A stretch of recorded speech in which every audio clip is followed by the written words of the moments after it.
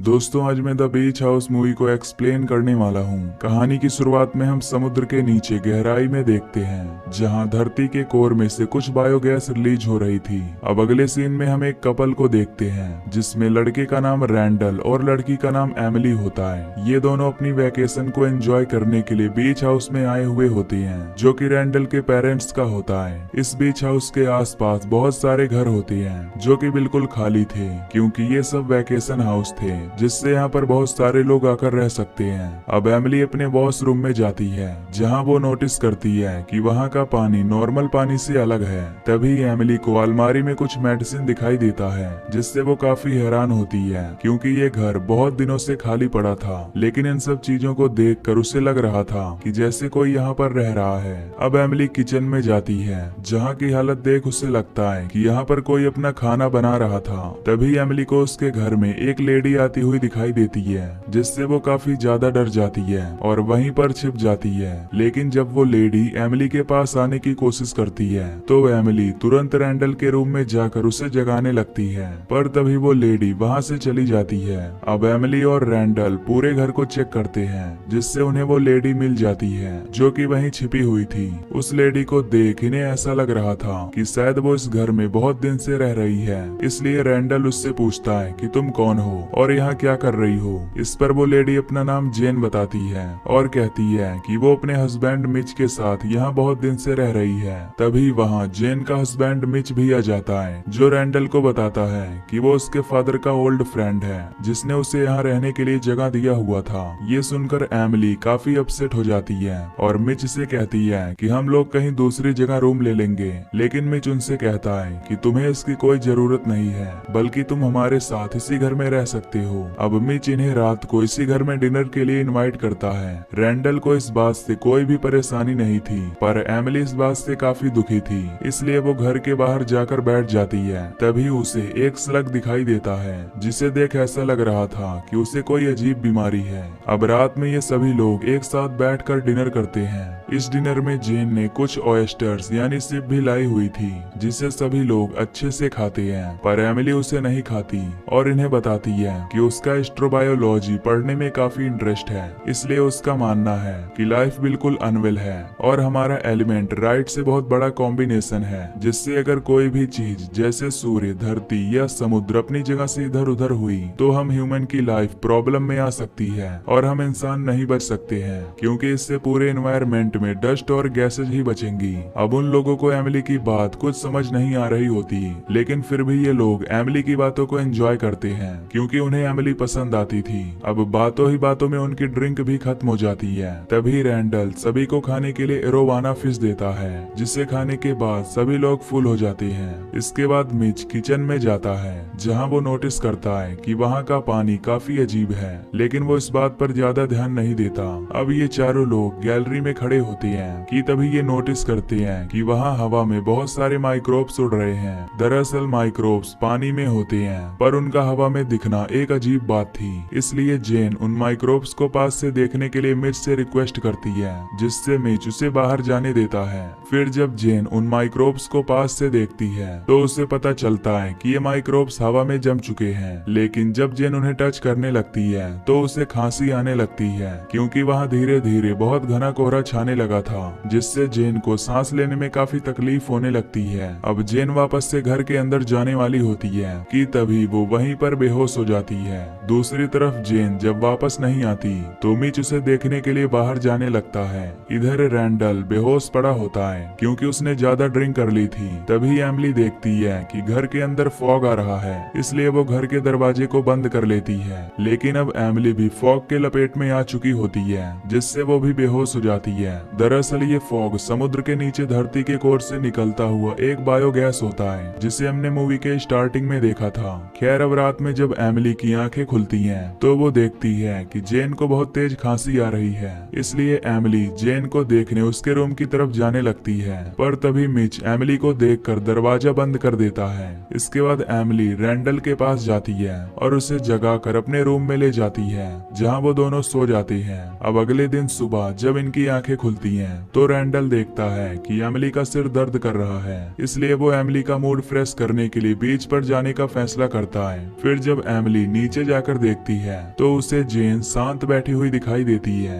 ये देख एमिली उसके पास आती है, जहाँ उसे पता चलता है कि जेन ने अपनी सारी मेडिसिन खाकर खत्म कर दी है, जिससे जेन का फेस अजीब तरह से हो चुका होता है। ये देख एमिली एकदम से शॉक्ड हो जाती है और रैंडल के साथ बीच पर चली जाती है। बीच पर ये दोनों रिलैक्स करने लगते हैं, पर तभी रैंडल के पेट में जोर से दर्द होने लगता है, जिससे वो एमिली को अकेला छोड़ घर की तरफ जाने लगता है। पर रैंडल जल्दबाजी में अपने गाड़ी की चाबी और मोबाइल फोन वहीं पर भूल जाता है। अब रैंडल के वहां से जाते ही मिच भी वहां पहुंच जाता है, जिससे जेन की उस हालत के बारे में पता होता है। दूसरी तरफ रैंडल जब हाथ धो रहा होता है तो उसे पानी का रंग और स्मेल काफी अजीब लगता है, पर वो इस बात को इग्नोर करके एमिली के पास जाने लगता है। लेकिन तभी उसे ऊपर से किसी की आवाज सुनाई देती है, जिससे वो सोचता है कि ऊपर शायद मिच होगा, इसलिए वो उसे देखने के लिए ऊपर जाने लगता है। दूसरी तरफ मिच एमिली के पास होता है, जो उससे कहता है कि ये जगह काफी खतरनाक और अजीब है, क्योंकि यहाँ कोई भी इंसान नहीं दिखाई दे रहा।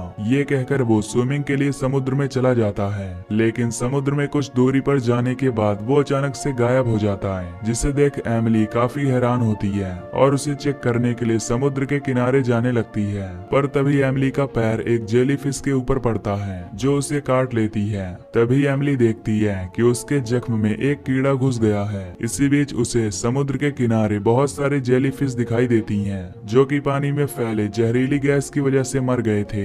ये देख एमिली जल्दी से घर में वापस जाती है और अपने जख्म को ठीक करने के लिए किचन से एक टूल ले आती है, जिसकी मदद से वो उस कीड़े को अपने जख्म से बाहर निकालती है। तभी उसे पता चलता है कि ये कोई कीड़ा नहीं बल्कि जेलीफिश का टेंटिकल है, जो म्यूटेंट होकर कीड़े में बदल गया है। फिर उस कीड़े को निकालकर एमिली जल्दी से अपने पैर में पट्टी बांध लेती है। तभी उसके पास रैंडल आने लगता है, जो उसी कीड़े की तरह रेंगता हुआ उसकी तरफ आगे बढ़ रहा था। ये देख एमिली काफी हैरान होती है, क्योंकि रैंडल की ये हालत जेन ने किया था, जो कि अब एक ज़ॉम्बी क्रिएचर बन चुकी थी। अब ये दोनों जेन से बचने के लिए यहाँ से भागने की कोशिश करती हैं, पर जेन इनका पीछा नहीं छोड़ती, जिससे पास वाले घर के पास जाकर हेल्प लेने की कोशिश करती हैं, लेकिन इन्हें वहाँ भी कोई रिस्पॉन्स नहीं मिलता। अब एमिली रैंडल से पूछती है कि उसकी ये हालत किसने की, लेकिन रैंडल को कुछ भी पता नहीं होता, इसलिए एमिली वहाँ से भागने का प्लान बनाती है। पर रैंडल अपनी गाड़ी की चाबी बीच पर ही भूल गया था। तभी इन्हें वहाँ पड़ोस का एक आदमी दिखाई देता है, जो जेन की तरह रेंगता हुआ इनकी तरफ आ रहा था। ये देख दोनों वहाँ से भागने लगती हैं। अब रात काफी ज्यादा हो चुकी थी, जिससे चारों तरफ फॉग यानी वो जहरीली गैस छा जाती है। अब ये दोनों रोड पर आगे की तरफ बढ़ने लगती हैं। इस दौरान रैंडल की हालत काफी ज्यादा खराब हो चुकी थी। तभी एमिली को पुलिस की गाड़ी दिखाई देती है, जिसके अंदर चेक करने पर उसे एक रेडियो मिलता है। ये देख एमिली रेडियो के थ्रू हेल्प मांगने की कोशिश करती है।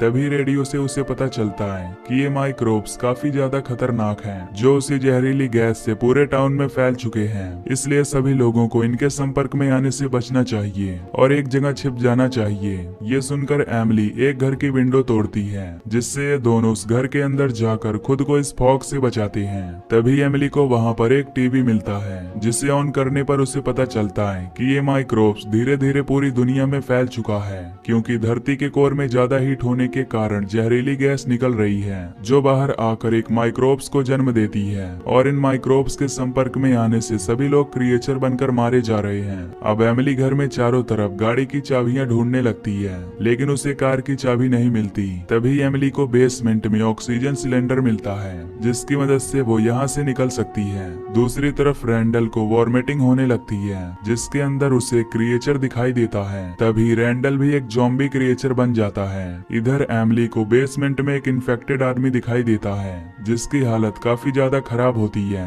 ये देख एमिली ऑक्सीजन सिलेंडर लेकर ऊपर जाती है और देखती है कि रैंडल भी ज़ॉम्बी क्रिएचर बन चुका है। अब रैंडल एमिली को मारने के लिए उसकी तरफ बढ़ने लगता है, जिससे एमिली न चाहते हुए भी उसे सिलेंडर से कुचलकर मार डालती है। तभी उसे कार की चाबी मिल जाती है, जिसे लेकर एमिली बाहर खड़ी कार के पास जाती है और उसे लेकर वहां से निकल जाती है। अब बाहर काफी ज्यादा जहरीली गैस फैल चुकी थी, जिससे उसे सामने का रास्ता दिखाई नहीं दे रहा था। तभी कुछ दूर आगे जाने पर उसकी कार एक पेड़ से टकरा जाती है। इसके बाद एमिली कार से बाहर निकलती है, जहां बहुत सारी गैसेज होती हैं। तभी इस जहरीली गैस के संपर्क में आने से एमिली भी धीरे धीरे इन्फेक्टेड होने लगती है। एमिली यहाँ से बचकर जाने की काफी कोशिश करती है, पर वो वहीं बेहोश हो जाती है। अब अगले दिन दिन सुबह जब एमिली की आंखें खुलती हैं, तो वो खुद को बीच के किनारे पाती है, जहां हम देखते हैं कि एमिली पूरी तरह से इन्फेक्टेड हो चुकी है और वो सिर्फ एक ही बात बोल रही होती है कि हमें किसी से नहीं डरना चाहिए। तभी उसके पास समुद्र की एक बहुत बड़ी लहर आती है